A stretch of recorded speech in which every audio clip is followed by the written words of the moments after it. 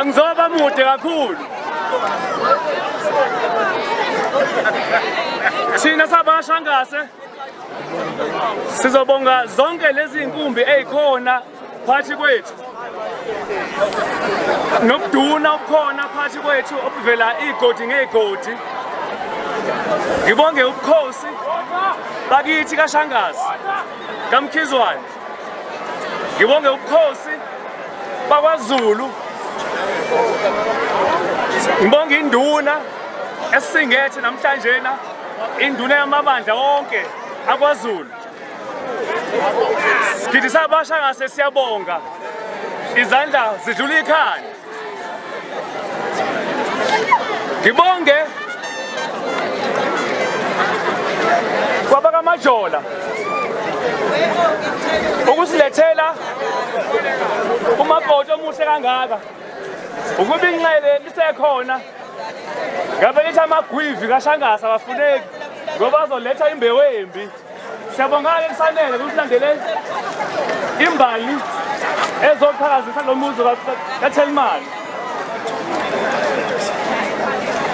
Siyabonga uhloniphile umuzi wakamajola oMaCingwane wahamba enyathelweni zakashuku.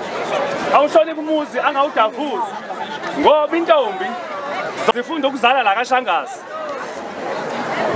Siyabonga kunina amajola ngokufundisa ingane yenu ingene emzini wakaShangazi iseneqashazi esithongweni.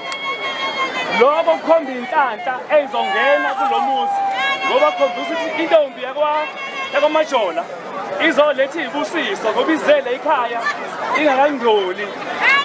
Siyabonga nina amajola.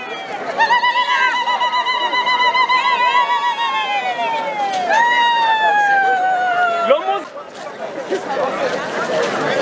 umuzi kaMkhizwane inkona livele ngobuswana ezilangu ihlungu elimnyama elakithi lasemhlahlandlela. UMkhizwane ube esezala uNkantini uHamabhukwini ingosankunzi yakithi yaseMbonyeni Mbambo ngamancala mkhona wase ethola uPita aphudaphuza elangeni.